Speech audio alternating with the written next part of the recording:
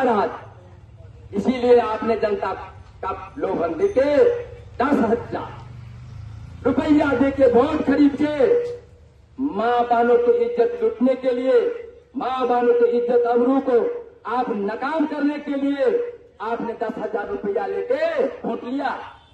ये अब नहीं चलेगा। जनता जाग चुका है और जो आप कर रहे हैं इसको वापस लिया जाए, लोकतंत्र बहाल किया जाए। लोकतंत्र पर दुनिया चलता है, बिना लोकतंत्र बहाल किए हुए दुनिया नहीं चलेगा। अब मैं यही आशा और विश्वास साथ कहना चाहता हूं, ईश्वर को साक्षी रखना हूं कि आप लोग साक्षी है कि वोट दिए हैं, वोट देके सरकार को गठन किए हैं, वैसा सरकार बनाए हैं कि आज आप लोग को कराह में चलता हुआ कराह में छान रहा है। उससे आप लोगों को सबक लेना पड़ेगा। आगे आने वाले समय के लिए तटस्थ रहना पड़ेगा और लोकतंत्र बहाल करने के लिए एक एक जनता को समय पड़ेगा तो आप लोग को पहरेदारी करना पड़ेगा। नहीं तो ये देश नीलाम हो जाएगा, बिहार नीलाम हो जाएगा। कोई किसी का चूरी लेने वाला नहीं रहेगा। जो मनमानी होगा वही करेगा, कर रहा है, करते रहेगा। इसलिए आप लोगों को सबक सीखना चाहिए। मैं तमाम सिपाही से कहना चाहता हूं कि आप लोग जो सच्चा भक्त है, क्या इतनी चिल्लाते हुए धूप में, इतनी गर्मी में आपने राष्ट्रीय जनता दल को सिपाही बनके आज एक दिवसीय धरना में सब आप लोग एकत्र होकर उनकी बात को, भावना को आपने रखा है। इसी आस्था विश्वास के साथ मैं अपनी वाणी को विराम करता हूं और मैं राष्ट्रीय जनता दल के प्रखंड अध्यक्ष माननीय भूपेंद्र निराला यादव जी, आप जो है पुख्ता से मैं चाहूंगा कि बारी बारी से मेरे बहुत सा नेतागण है उनको जो है बात। इंजीनियर साहब इजाज भाई इस एक दिवसीय धरना को संबोधित करेंगे। आइए इंजीनियर साहब। मंच पर विराजमान हमारे आरजेडी परिवार के सम्मानित प्रखंड अध्यक्ष जी, पंचायत अध्यक्षगण, जिला स्तर से पधारे हमारे मुख्य अतिथि थी और वरिष्ठ नेतागण, और मेरे ठीक सामने इस चिलचिलाते धूप में सरकार की ईंट से ईंट बजाने और मेरे क्रांतिकारी युवाओं साथियों, किसान भाइयों, बुजुर्गों, माताओं, बहनों, आप सभी को मेरा क्रांतिकारी सलाम। साथियों, आज 9 जून का यह दिन पूरे बिहार के इतिहास में एक बड़े आंदोलन के रूप में दर्ज होने जा रहा है। आज बिहार के कोने कोने में हर एक प्रखंड मुख्यालय पर हमारी पार्टी का यह जनसैलाब नीतीश भाजपा सरकार के कुशासन और तानाशाही के खिलाफ सरकारों पर उतरा है। हम यहाँ क्यों जुटे हैं? क्योंकि बिहार की जनता अब और जुल्म बर्दाश्त नहीं कर सकती। आज महंगाई ने आम आदमी का जीना मुहाल कर दिया है।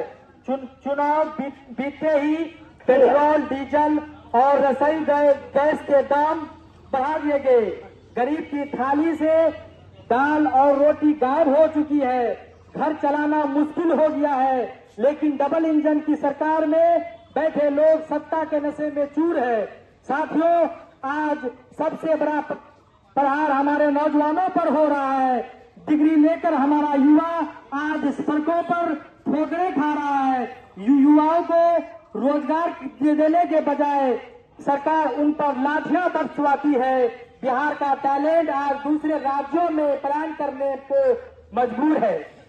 जब हमारे नेता तेजस्वी यादव रोजगार की बात करते हैं तो सरकार कहती है कि खजाना खाली है। मैं आज इस प्रखंड कार्यालय के सामने खड़े होकर पूछना चाहता हूं, अगर खजाना खाली है तो महालेखाकार कैग की रिपोर्ट जो 72,000 करोड़ रुपया का घटना सामने आया है, उसका हिसाब कौन देगा?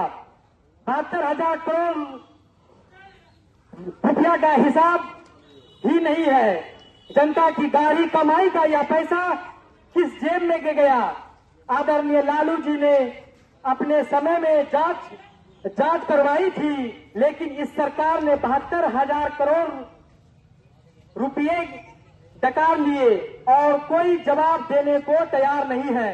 भाइयों, भ्रष्टाचार का केंद्र आज यही प्रखंड मुख्यालय बन चुके हैं।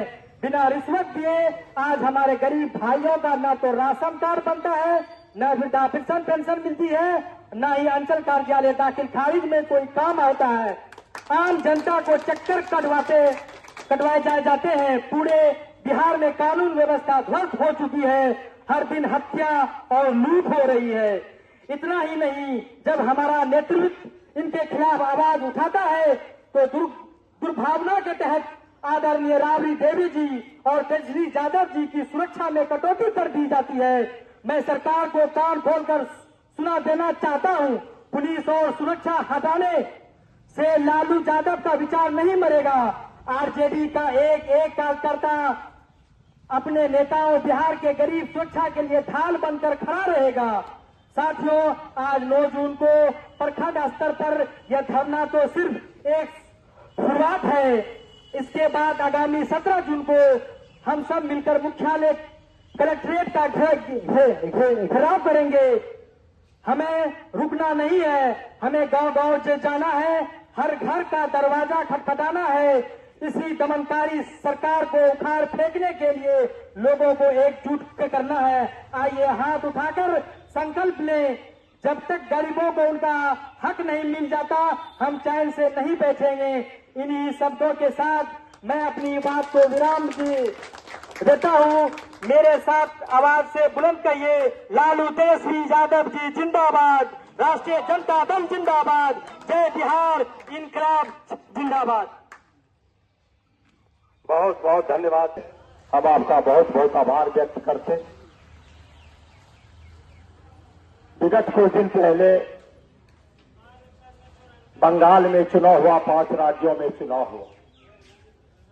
नंगी आंखों से आपने देखा कि बीजेपी या उसके मसीहा इस तरह चुनाव जीतते हैं। एसआईआर के नाम पर, अर्धसैनिक के बल पर जो सेना देश की सुरक्षा करते थे, उसका भी उपयोग अब चुनाव में करने लगे। किस तरह से ममता सरकार के आईएएस, आईपीएस और यहां तक कि थाना अध्यक्षों का स्थानांतरण कर दिया चुनाव आयोग के बल पर। चुनाव आयोग के बल पर बंगाल में ममता सरकार को बेदखल कर दिया। 15 वर्ष की मुख्यमंत्री ममता दीदी को बूथ पर जाने से रोक दिया, चुनाव काउंटिंग में जाने से रोक दी। जबरन चुनाव हर बार बलपूर्वक लोकतंत्र को कब्जा करना चाहते। यही रणनीति है भारतीय जनता पार्टी। हम अगले वक्ता के रूप में चाहेंगे कि हमारे बीच है संतोष बाबा, अब